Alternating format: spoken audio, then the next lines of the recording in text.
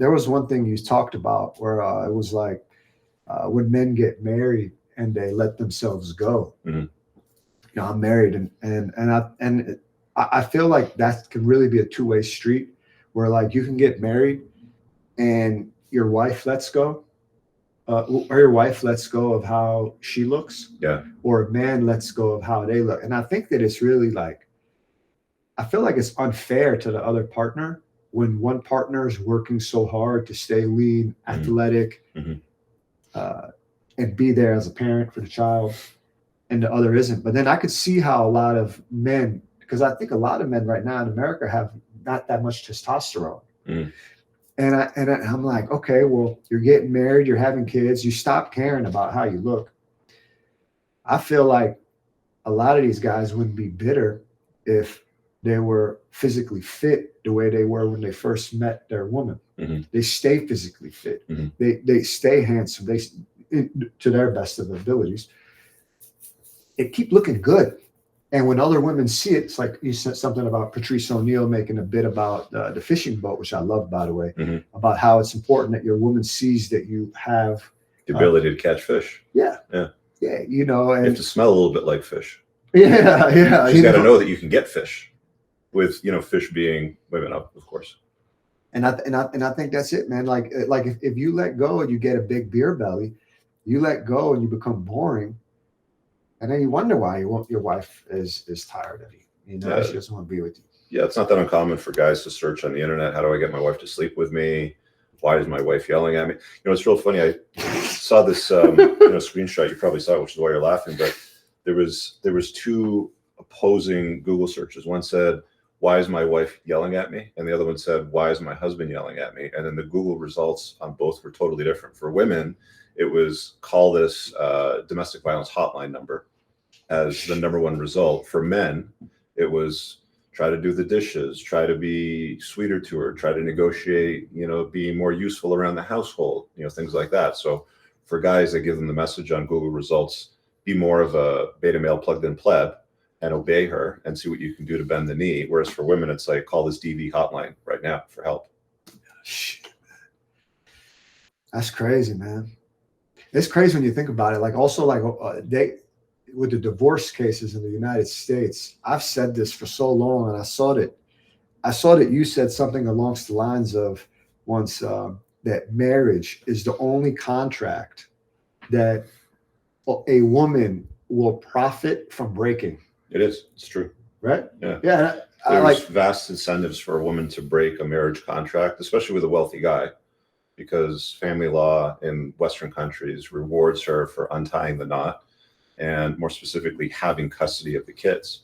So there's no incentive in family law for her to sit back and think, what's best for the kids is to have good access to both of us. Be wise to let our boy and girl, be able to see their father on a regular basis.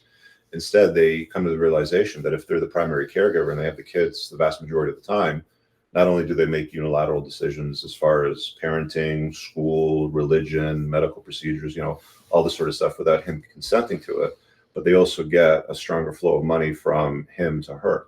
Like the money flows from the father to the mother when she has custody.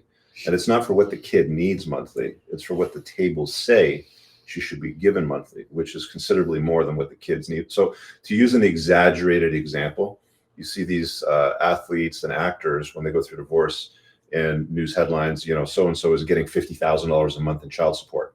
There's no kid on the planet that needs $50,000 a month to maintain clothing, extracurriculars, a roof over their head, food in their stomach. Yeah. It's all overage, which enriches her. And then is there any accountability for what she did with that $50K? No, they don't have to account for any of it. That'd be sexist. Of course. Sexism is only okay when it doesn't benefit you as a man, but it's not okay if it doesn't benefit her as a woman. That's why we live in a female-first primary social order. I've talked about this in the first chapter of my book. Well, how do you think men will eventually or could get justice? What do you see the justice system getting worse for men? Yeah, it's getting worse. I think that you can make some wise choices. Like, for example, if you want to have kids in the United States, there's certain states where if the knot has to be untied, like if she says, I've had enough, I want to get out of this marriage, and she unties a knot. If you're living in a state that's friendly towards fathers, it's default 50-50 custody. So you don't have to fight to see your kids. You don't have to worry about being alienated from your kids. You don't have to worry about the child support tables enriching her and you paying vast amounts of money. It's just, you know, if you're going to get divorced, you just have to deal with the matrimonial assets, which you split down the middle anyway, but you're not fighting over the kids. And I think as it stands right now, that would be Florida, Michigan, either Kentucky or Tennessee and California, believe it or not. California. Yeah. But California's a different game. If you've been married for a long period of time, it's lifetime alimony. So sure, you'll get 50-50 custody by default, but you might be paying lifetime alimony to your ex-wife.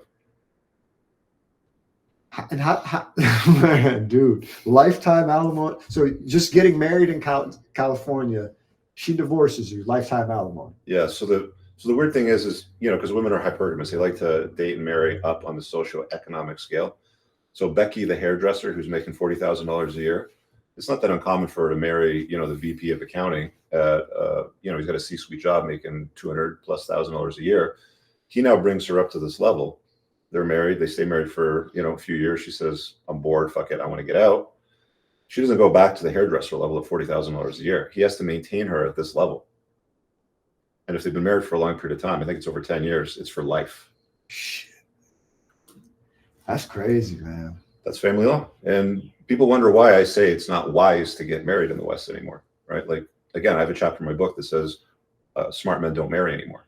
There's alternatives. There's other ways to have kids and raise a family, but under the guise or the general rule of matrimony, as the West prescribes it, it's not a wise choice for men. Like the whole in sickness and health, and richer and poorer, blah, blah, blah. It's not a marriage contract that pays out or plays out in the long term for most guys, right?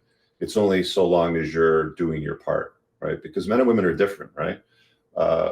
Men are only loved under the condition that they provide something. I think it was Chris Rock that said this in a stand-up. Women, children, and dogs are the only ones that are loved unconditionally. Men are only loved under the condition that they are providing some value. Yeah, that's so true, man.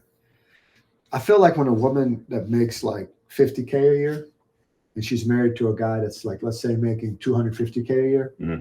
and then she can complain and say, "Oh, well, you know, I'm working hard on the kids." Sure.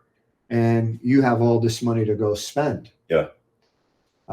You have your career. And then the man could easily make the argument and just be like, "Yeah, but if you weren't married to me, you were only making $50K a year. Just because I'm making $250K a year doesn't mean that you were making $250K a year. I have extra money because I was able to make that in the marketplace." Mm. If we were to divorce right now, you go out, you're making $50K a year. That's it. It's not like you make this extra. The only reason you're living higher is because I'm making an extra $250K a year. And why do you think women push for marriage?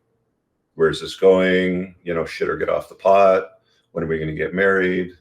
You know, are you a real man? Blah, blah, blah, blah, sort of thing, right? That's why they push for marriage, because it's a safety net. It's good for them. If you have a son or a daughter, you have different conversations. And with a son, you're like, "Hey, look, you got to be very careful with yourself, with who you choose to invite in your life, how you live. If it looks like marriage to the government." With a daughter, it's straightforward. Don't be a loser. Don't be promiscuous. Find a successful guy, get married to him, and have his kids. Because if it ever doesn't work out, she's going to be well taken care of living in the Western country, right? I really hope you guys enjoyed that clip. If you want to watch the full-length podcast, you can find that over here, that clip's from. If you're newer to the channel, make sure you hit subscribe over here. And pinned down below in the top comment, you'll find a bunch of useful links to my website, my supplement line, books, and a bunch of other stuff. Have an amazing day. Peace out.